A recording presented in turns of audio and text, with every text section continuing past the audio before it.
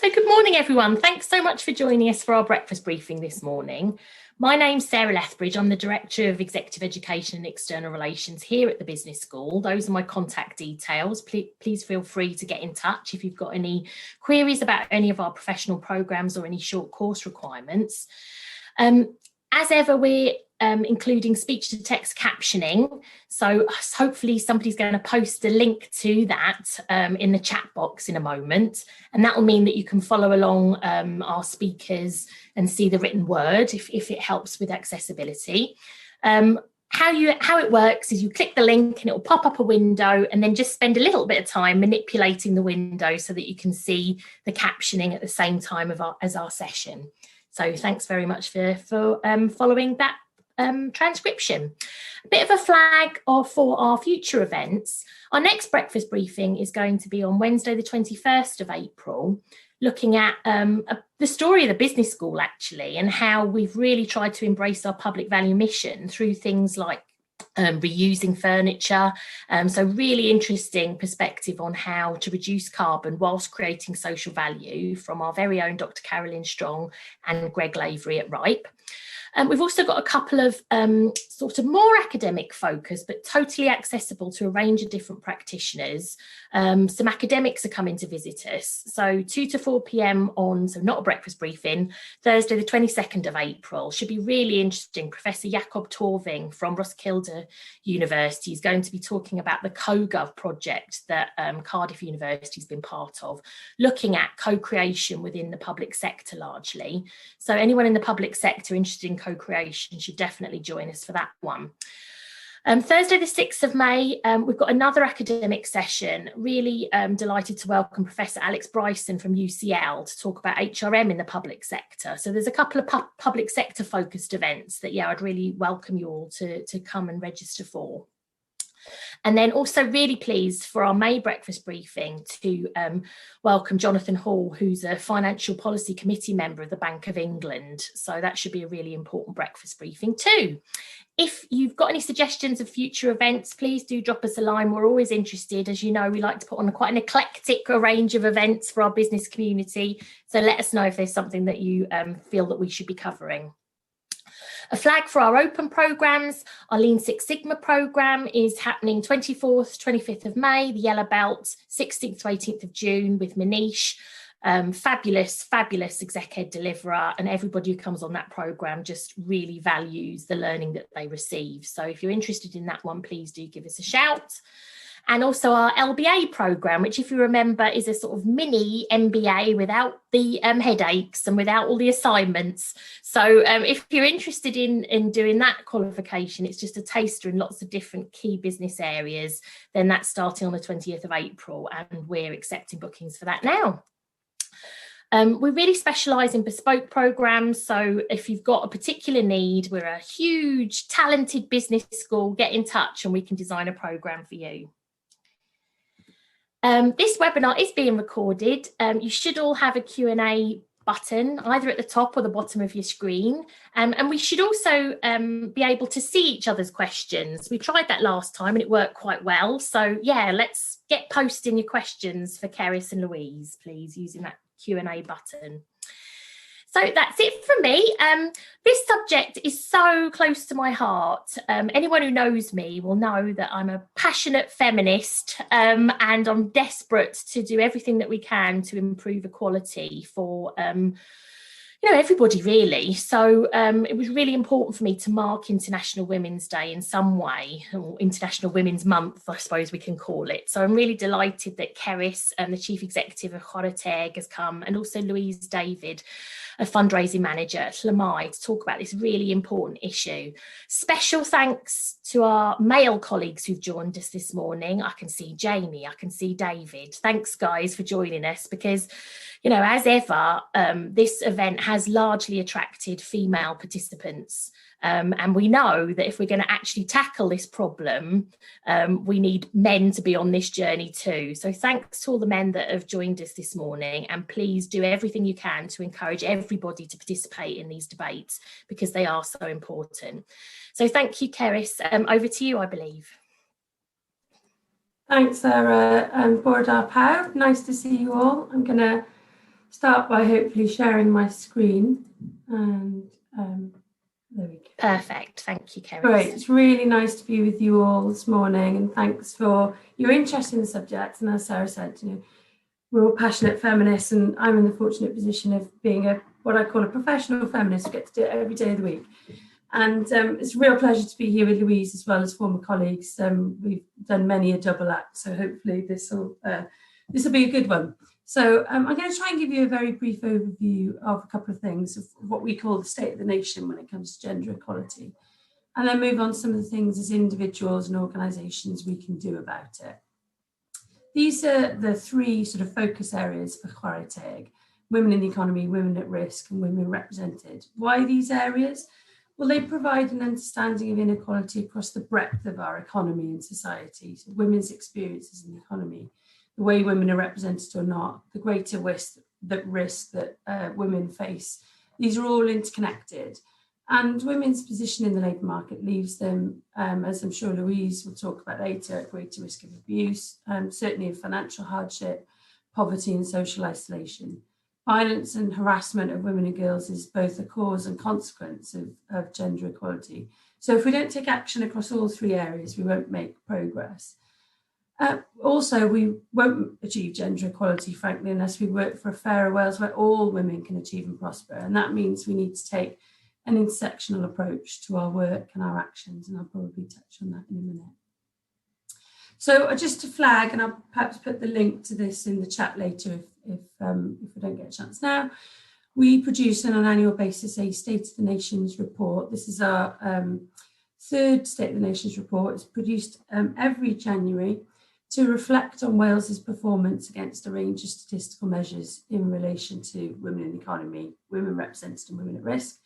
It's produced in-house by our policy and research team, led by our researcher, Dr. Hardy Turkman, who I think is alumni of Cardiff University as well. So I'll also put the link to that in the chat later. But just to give you a bit of a snapshot, really, there's two things on a flag here. Is our research, which we did earlier last year, June, July, on COVID-19, women work in Wales, produced by Laura Patterson, as well as our State of the Nations. And the reason I wanted to link those two together is because the stats in this year's report are really overshadowed by COVID-19. And while there's no singular experience for women of COVID-19, it's more crucial than ever we monitor the impact on women's experiences across all three of those areas. So the figures in this report won't show yet the full impact of COVID-19 on women. We should start to see that next year. But already we can see that the impact of sector shutdowns, business closures and unemployment is falling disproportionately on women. Women have been 5% more likely to have lost their jobs due to COVID-19 than men. And during the COVID crisis, we've seen more awareness and coverage of the experiences of key workers, roles which are clearly dominated by women comprising 77% of the labour force at risk of contracting COVID. Intersectionality, again, is also key for our understanding of the inequalities across society here. So without teaching grandma to suck eggs, this is about recognising the way in which power structures interact with one another and create inequalities, discrimination and oppression. So it's about understanding the way that characteristics such as gender, race, sexuality, disability, class, age and faith can interact and produce unique and often multiple experiences and disadvantages. So we know that achieving gender equality is not going to be simple or quick. We would have done it if it was, and it can't be solved by government alone. We need action from businesses and individuals to ensure that we're tackling the root cause. So just sort of flag really, this was in the introduction to our report. The short term is gloomy and the long term is very unclear. We had over 1,000 responses to this research in the summer where we had really detailed experiences from women who told us what they were going through at the time. As I said, there's no singular experience. Employment status, care and responsibilities for adults and children, as well as factors such as ethnicity, disability and age have been really instrumental in shaping women's diverse experiences under lockdown, as they will be as we go into recovery. Nevertheless, we do share some common experiences and concerns. And we know that lockdown has deeply affected women's health, their employment experience, their care and responsibilities, both for children and adults. And what that has to teach us is that gender blind policymaking and it does affect women and does still happen. And that's where we need to take action. And I'll come to that in a sec. And I just want to, I guess, give a flag. There's some really interesting research done by the TUC on the women's access to furlough and by a number of organisations about how much homeschooling and housework women are taking the burden on. And certainly at Chwarae, that gives us cause for concern in terms of who will come back to the labour market first and what their experience will be when they do come back to work. I know this is a very busy slide. It's deliberately so that you go and look at the link at the bottom here to our manifesto. But as we're in election season, it would be remiss for me not to give it a plug. So this is our manifesto for a gender equal Wales. We tried to capture it on one page, but there's also obviously a more detailed vision. And really it's about the next government needing to place gender equality right at the heart of government. And we did a big review working in partnership with a range of organisations nearly 2 years ago now, the Gender Equality Review and its report Deeds Not Words, which we've really tried to draw into this manifesto.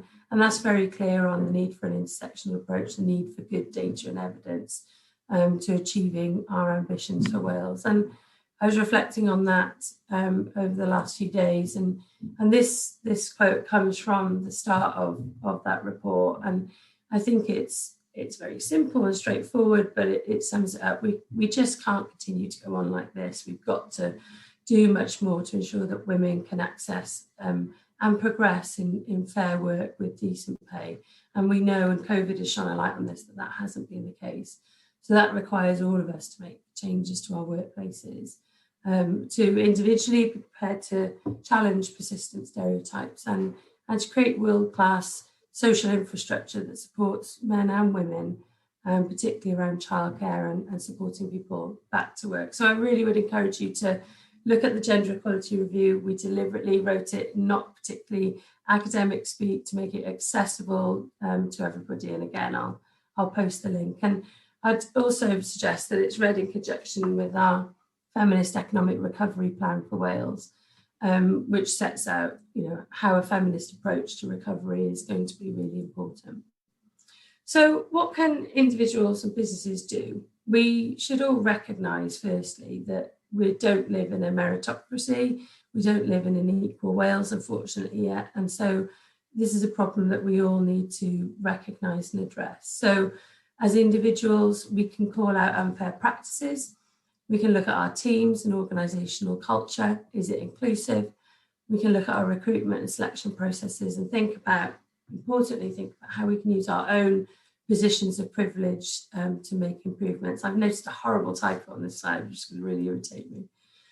And as employers, we should look to change our practices. So if we start we start by publishing our data and looking at where inequality exists in our workplace, and then commit to seeking specialist support from organisations to help address that, and a particular focus on recruitment selection. But it's not just about improving access into our workplaces for women, it's about how women are retained in the workplace and how they progress to the most senior roles where power and influence really resides. And I would encourage all of you to think, after you've looked at your data, about setting some targets and taking positive action. Positive action is something that often we're afraid to talk about, but really can drive change. And there's a number of things that we can do to support you. Many businesses will be able to access free support under our Agile Nation 2 programme, which offers career development training for women across a range of industries and sectors, and we get really, really good outcomes from that. It's all about building women's confidence, all about helping them identify how they want to develop in their career. And since we've been running the programme I think it's actually in 2015, We've had collective pay rises of the women participants of over £4.5 million. So it's directly also contributing to closing the gender pay gap. And there's a number of things, as I said earlier, that businesses and organisations can do, as well as our Agile Nation 2 programme. We offer a broad range of support to organisations under our Fair Play Employer programme, and that can be bespoke consultancy support, specific best practice solutions that might be tailored to the need of your business. Through our Fair Play Employer Award programme, we work with organisations on an annual basis to really hone in on the areas that you need to focus on to improve and embark on that journey of support and improvement with us. And then we have a specific leadership, a suite of leadership courses and career development support for women that we'd be happy to talk to any organisations about. So please do take a note of our contact details, and happy to come in and share more detail about that. So I'm conscious I probably always talk for too long and don't want to steal any of Louise's thunder. So I'm going to stop sharing and hand over to Louise.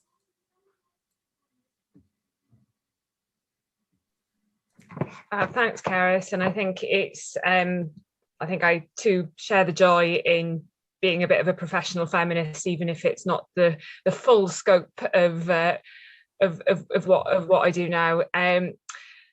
I'm going to just share my screen, and I'm going to be talking to you today about domestic abuse. So just to let you know that that's the topic that I'm going to be talking to you about, and just to, if that is a trigger for any of you, if that is something that you might find a sensitive topic, just to let you know that that's coming up. So my name's Louise David, and I am the fundraising manager here at Llamau. Llamau, we are a homelessness charity based right across Wales. And we do three things really. So we try and prevent homelessness from happening in the first place. We provide safe and homely accommodation when it does, and we support people to move on from homelessness. That's kind of it in a nutshell, really. We primarily work with young people aged 16 to 25, and we provide lots of gender-specific services as well. So you kind of may be wondering why, as a homelessness charity, we're talking to you about domestic abuse today.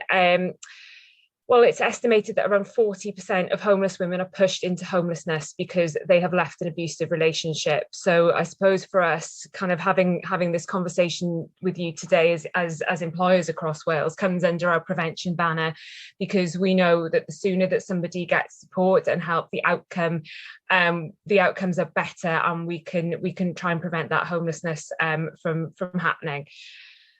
It's everyone's business, and I think domestic abuse is a really tricky topic to speak about, and it's a really tricky topic to broach with others. So hopefully we can give you some kind of short hints and tips today to demystify some of that. We really recognise that domestic abuse can happen to anybody. So, regardless of any protected characteristic, we recognise that it happens to men, it happens in same-sex relationships. But what we do know, that it primarily happens to women. So the statistics show us that 1 in 3 women in Wales will experience domestic abuse. So if you employ 500 women, or you work in an organisation that has 500 women of it, it is likely that 166 of them will experience domestic abuse at some point in their lives. If I think back to kind of my employment history and who I've worked for and who I've worked with, I am pretty much guaranteed to have come across somebody who was experiencing this or has experienced this, and I probably wouldn't have known. And I think if we all kind of just take a second to reflect, that might be the same for all of us. Oh, I'm going to show you. I'm just going to quickly jump out of this screen share here. And I'm going to show you another. I'm going to show you a video. You've all disappeared now. There you are. You're all back. Please bear in mind that this video is quite emotive. So just to let you know that that's kind of coming up as well. If you can't hear the sound, please let me know. But we should be okay.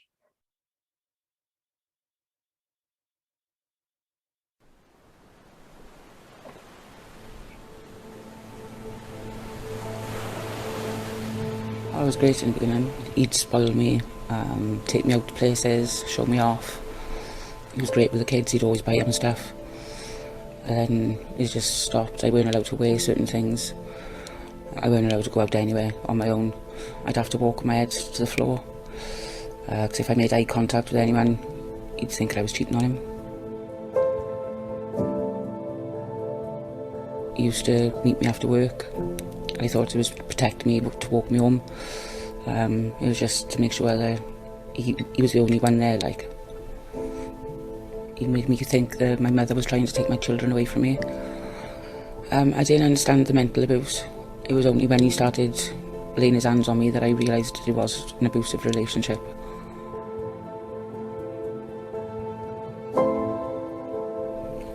He'd say that he'd kill me if I ever left.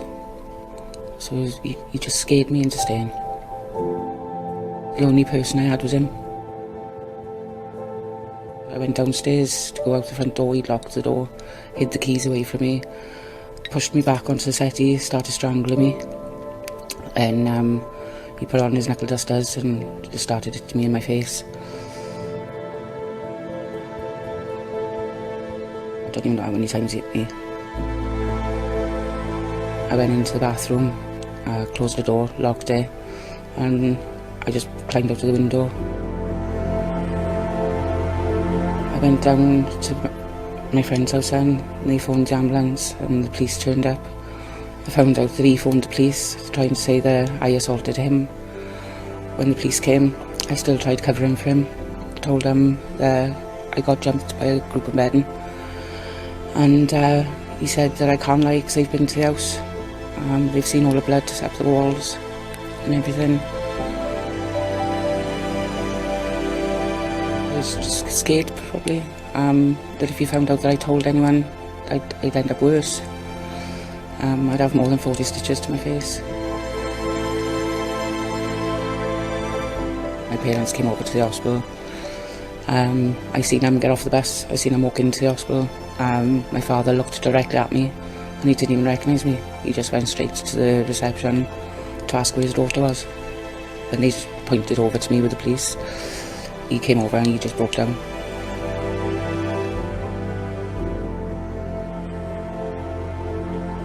I came out of the hospital, I went to my mother's house. My daughter has finished school. She ran in because the school told her that I was going to be there. She was so excited because she had an award off the head teacher. She dropped the award on the floor. She started screaming. What's he done to you? Just broke her heart. Broke mine. It's as if I hurt her by him doing what he's done to me.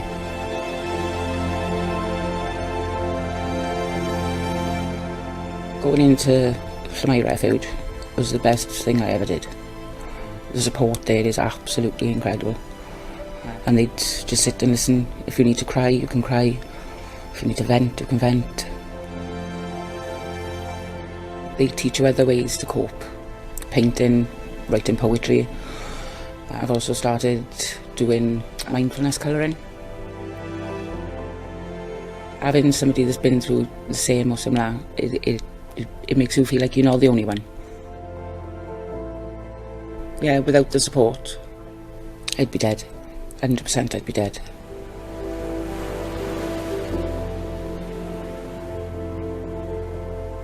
You can get in touch with Llamau without having anybody know. They can put a safety plan together, so it's not just packing your bags and leaving. They'll work with you to help to get you out. That's all I want now, just me and my children. I'm not a victim, I'm a survivor.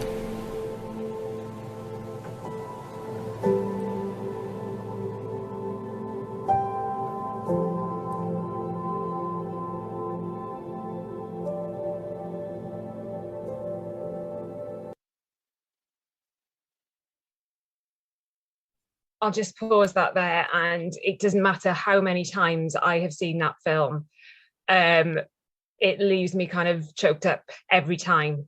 The good news is that Natasha is doing really well at the moment, and we know that, and we know she had a wonderful Christmas with her children.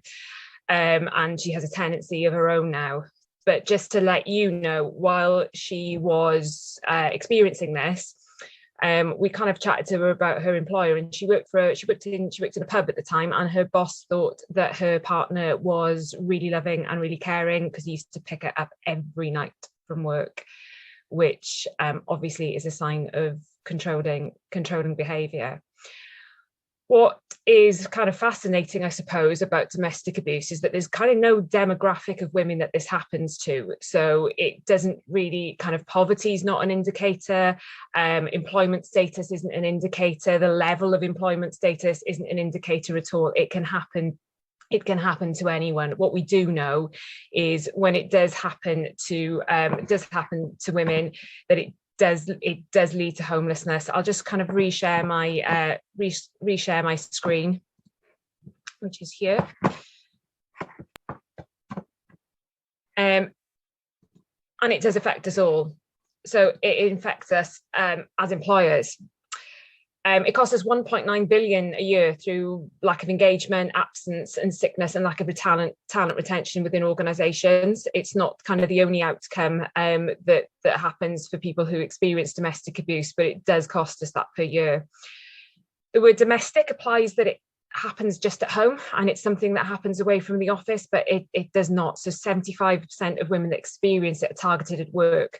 So things like being called constantly, abusive partners arriving at the office, arriving especially kind of in kind of customer facing roles and in public facing roles. We've heard many case studies of those people, of kind of people being dragged out of offices or being forced to leave their shifts. Obviously, this has an effect on other colleagues as well. You may be questioned about the victim's whereabouts, may not kind of quite understand what's going on or feel empowered to do anything about it. Obviously, you'd want to try and protect somebody if you understood that they were going through this, but you might fear for your own safety. And then kind of furthermore, colleagues may not know how to help or be aware of a workplace policy or procedure. So if you have a domestic abuse policy, if you don't have a domestic abuse policy, it is something that you might want to consider kind of taking out off the shelf and kind of having a little look again at what that means for you and your employees and your organisation. Obviously, as employers, and we have a duty of care to those who we work with as well. We've seen, Cerys has talked a lot around kind of the impact that COVID has had on women, and I got lost in an ONS rabbit hole the other day, kind of diving into a lot of the domestic abuse statistics, and we can see that during COVID that police reports have actually gone down. But what we will tell you about our services is that some of our domestic abuse outreach services, the need has increased by 172% during 2020. So it's kind of an indication of where people are locked down, they're more isolated, they're less able to ask for help, that they're kind of in that pressurized situation. There's less opportunity to escape and get help. And I think that's something that's really important. I know we talk a lot now about kind of hybrid working, and this is the way forward, and this is the way that it's kind of always going to be. But asking ourselves, do our policies reflect that new way of working? If this is what we're going to be doing now, are our policies around protecting our staff, are they still relevant, and are they still valid? So I suppose just to kind of wrap up really with some takeaways of things that you can do. If you can create a space where you can talk and listen and believe to that individual, disclosing that you are experiencing domestic abuse isn't easy. And it can only be done when somebody is ready to do so. But I think the fact that you need to listen and you need to believe when that happens and put that right support in place. I think as a manager and as a manager kind of and working with colleagues throughout my career, I think if I had a staff member come to me 7-8 years ago and disclose this, I think I would have been in desperate need to help and want to help, but I would have felt desperately out of my depth. And I think that's one thing that we are trying to do here at Llamau is empower you and pass on what we know, to be able to support those individuals. Ensure you have a domestic abuse policy. If it's one thing that you do today and you aren't aware that you have one, or you aren't sure where that sits or where that lives, go and have a look and go and find out what it says and what you can do in that situation. And then you can empower your staff to feel confident enough to support colleagues. It is everybody's business, domestic abuse. It's not a easy subject to talk about, but we know that by putting kind of some of these 3 steps in place, that you can make a real difference for those who are experiencing it.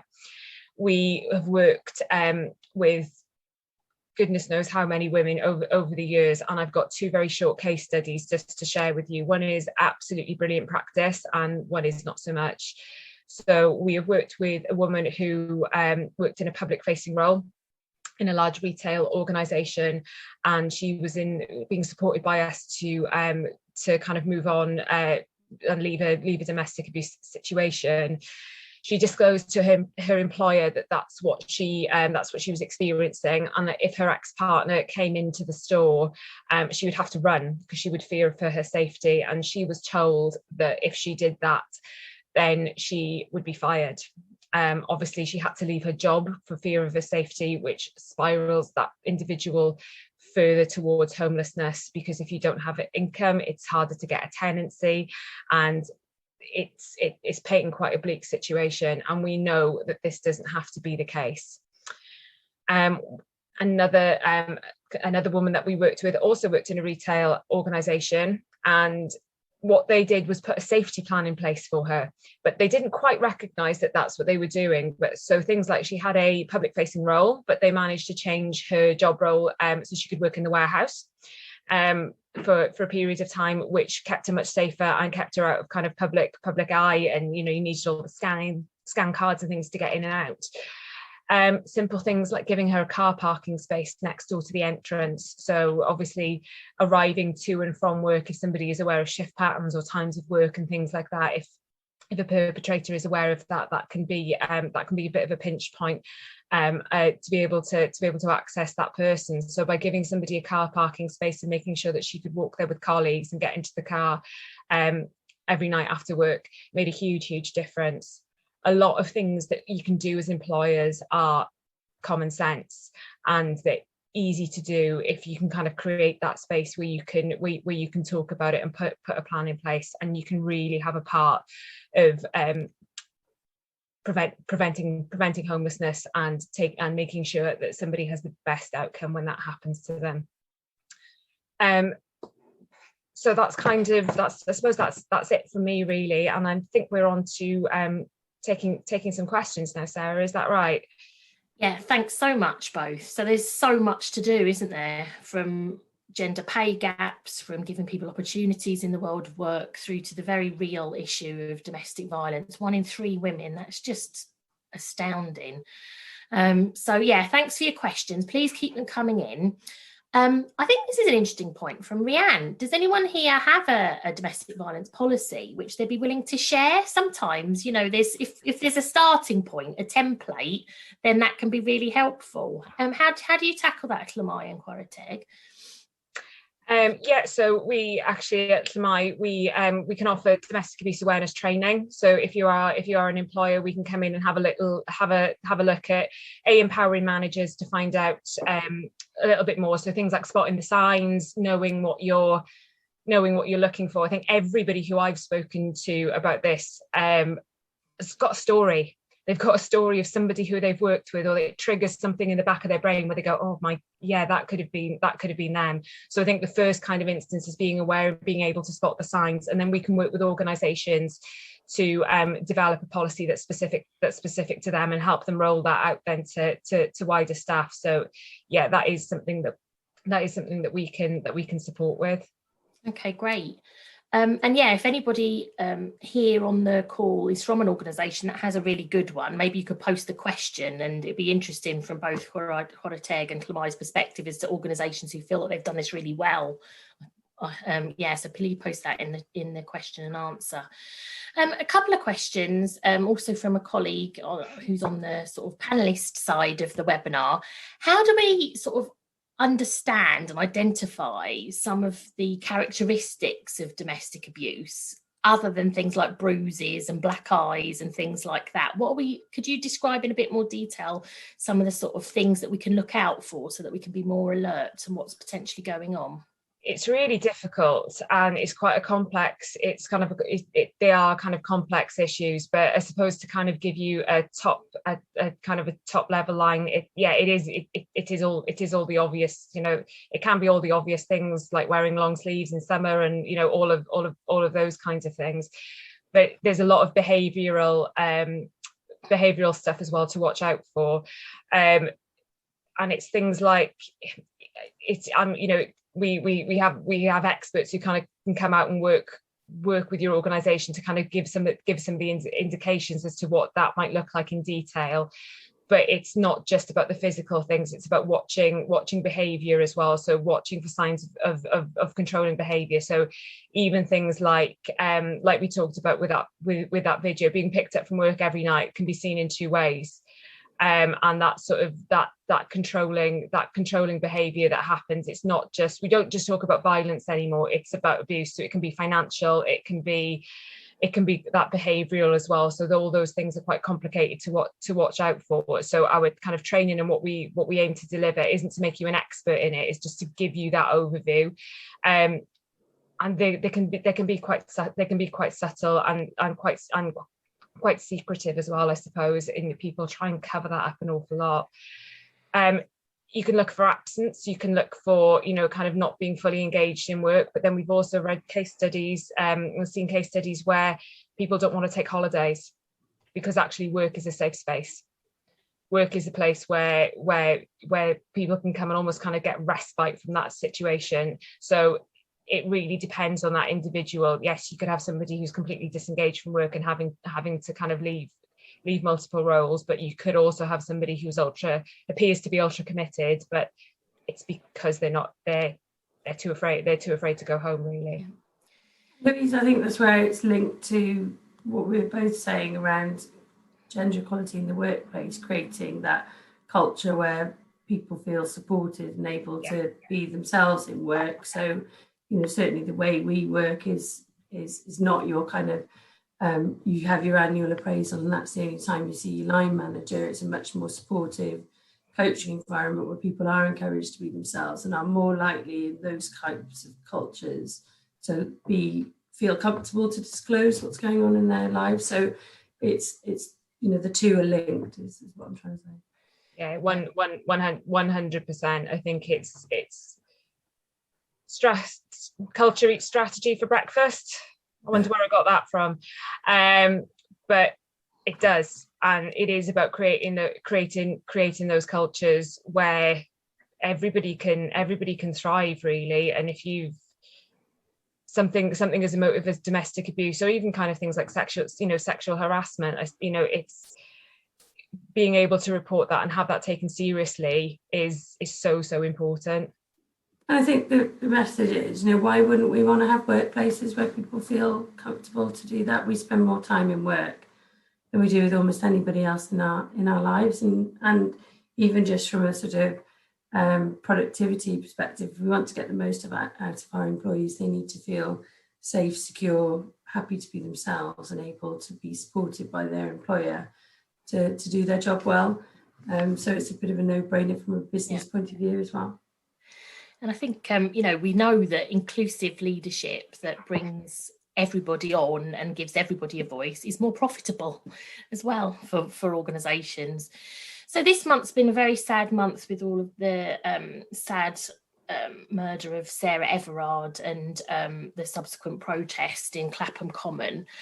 Cerys, what's your hope now from this sort of catalytic sort of situation that has really awoken a lot of people's understanding about these issues of male violence and the fact that women need to feel safer in the world? What's your hope for the next few months? Yeah. Well, I found last week really difficult, as I'm sure a lot of women did, and while it was sort of amazing in some ways to see the outpouring of grief, I think, for Sarah Everard. We also had the murder of Wen Jingling in Wales a week or two earlier. These things happen all the time.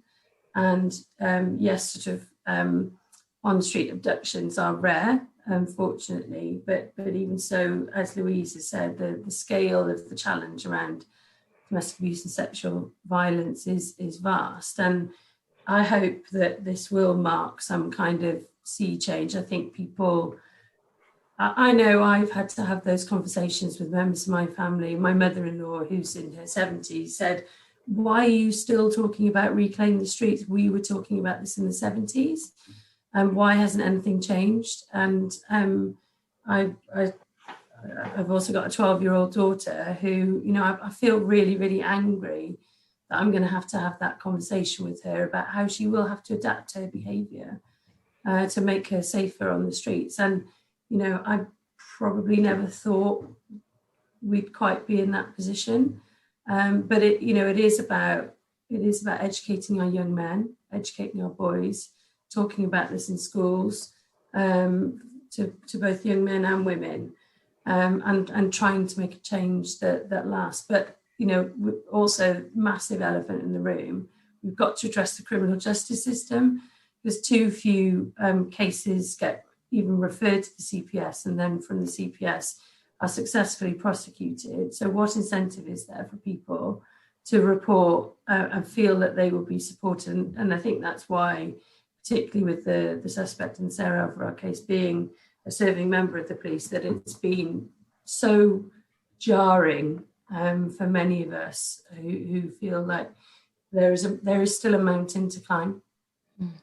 And what do you think government can do to really help this situation? Do you think they're being proactive enough at the moment? No. I think the government at a UK level has some serious questions to ask, exactly as I said, around the judiciary. But in Wales, there's more we can do, and Chwarae, Welsh Women's Aid, and when Wales have written to the First Minister about this last week to say they need to expedite some of the actions that they're taking. And certainly, you know, when I think about the legislation that Louise would be familiar with around violence against women in Wales, and I think about the work that we did on the Gender Equality Review and how quickly focus shifts from those onto other things. And, you know, we said that explicitly in the Gender Equality Review. When it comes to equalities, when it comes to the experience of people who face discrimination, whatever discrimination that is, too often we pay lip service to it, and it falls down the pecking order of priorities when something else comes along. So it absolutely needs to be at the heart of what the next government do in Wales as well as the UK. Thanks. Could you talk a bit more about what you mean by intersectional support? We've had a question about that, please. Yeah, and I think it's something that's interesting because it's been talked about in academia, intersectionality for decades, but in terms of practitioners, including ourselves, and I'm sure Llamau, thinking through very carefully how an individual's identity and the range of characteristics that they have, it might be where they live in Wales, it could be the class background they come from, their education, their faith, their sexuality, how those intersect in very different ways. So as a straight white woman living in Cardiff, my experience would be very different to a gay woman living in rural Powys, and we have to think about how those layers of intersectionality can add to discrimination. And it's not about a sum. It's not that you add sexuality to class and to gender and to race and to faith, and if you have all of those characteristics, you're necessarily worse off. But they often intersect in quite nuanced and different ways. So people's experience of being a Black woman in the workplace will be different, and be different in different sectors and different parts of Wales. And I think it's about just having that lens and trying to understand that experience and how we might need to adapt our behaviour. So one thing that we think about and talk about all the time is, recruitment practices, we often used to, I would say people generally, would sort of ask the question on interview panel, do you think this person will fit in here with our culture? And actually the question we need to be asking is, does our culture allow this person to fit in? Do we have an inclusive culture where we welcome difference?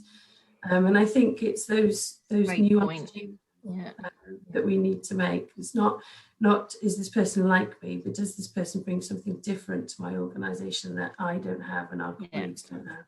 Yeah, I think that's such an important point. We don't need more of the same. We need difference and to celebrate difference.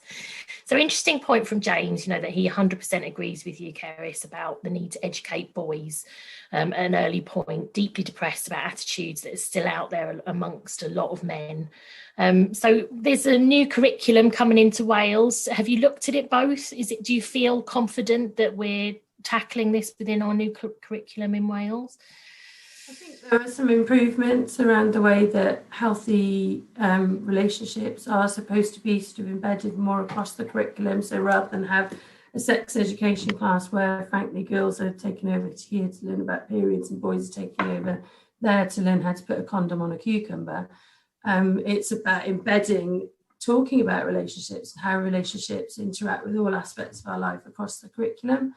And it needs to start at a really young age, because some of the, I've got 2 daughters and I rallied against the pinkness and the dolls and all of that sort of gender stereotypes that are absolutely ingrained.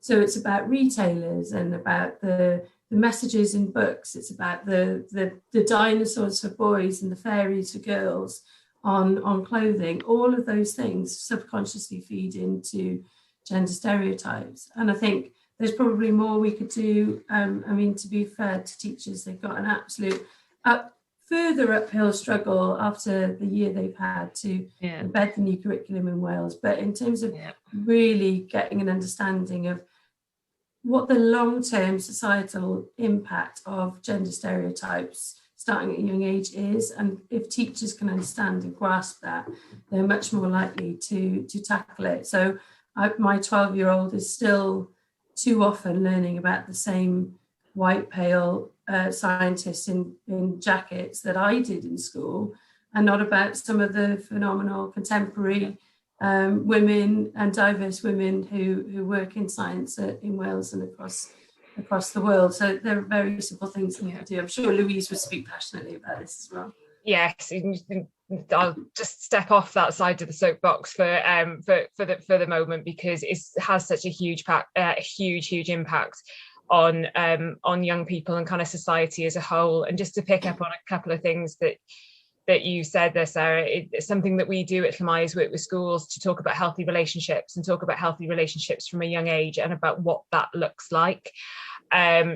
I think, again, it's one of the difficult subjects to broach, but I certainly know when you see kind of it's kind of the rise, quite frankly, in the access to things like porn and the ease that young people can see that with what a healthy relationship looks like is becoming kind of distorted, and I think that can have a huge impact on what their expectations are, kind of moving into the world and moving into being a young adult as well. But it all does stem back from, we expect boys to behave in one way from such a young age and girls to behave in the other, and kind of no in between. And it, quite frankly, it's got such a damaging effect on all of us and everybody's expectations as we kind of move into adulthood. We work with young people as well, and there's a study that I did probably 2-3 years ago now, but kind of coming back to some of the intersectionality, we know that if you identify as LGBTQ, you are 25% more likely to become homeless, which in 2021 I was just kind of astounded by. So we have provision. We have a house called Tea Pride, who that's primarily that accommodation project is there to support young people through that journey as well. And I think a lot of that then comes down to you can't underestimate societal expectations for both girls and boys at a young age, kind of perpetuating into that as well. We've also talked about kind of government responsibility, and I think there's a huge kind of there's government has to take a responsibility for lots of things. But oddly enough, one of the conversations we were having yesterday is we all have a responsibility around homelessness. We all have a responsibility to check our own biases, to check our own stereotypes, to talk about the difficult subjects, because kind of on a frontline basis, if you like, that one intervention, if you can make if each and every one of us made one intervention that made somebody else's life better, well, that's also really important as well. And I think, kind of coming back to domestic abuse, where it's much more difficult to see friends and family and everyone's on a screen, and the people who you are most likely to speak to during the day are your colleagues. Again, creating those environments and creating that kind of that culture where you can talk about those things. Don't underestimate the power of the individual as well for making a difference. It has to be done right all the way through. But I think, I don't know, a bit like Cerys, I was massively emotional over the last couple of weeks, massively frustrated and feeling like we've taken a huge step back in terms of equality during this COVID period. And it's something that something that I'm so passionate about. But at the end of the day, when I kind of sit there and self-reflect, there are things that I can control and things that I can't control. And the one thing that I can control is what I can do towards this and the steps that I can make. And as colleagues and as employers and as friends and as daughters and as sisters and all of those kinds of things, there are things that you can do that make a difference.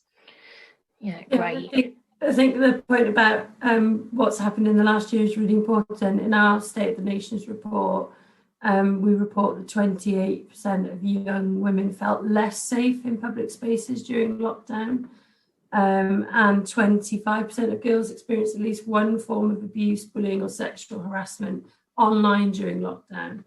And the figures are pretty depressing at a young age as well. So for 14 to 21-year-olds, 1 in 5 girls have experienced public sexual harassment since lockdown, despite the fact that we're spending less time out and about. So I mean, it's pretty shocking stuff. It's just really shocking, actually.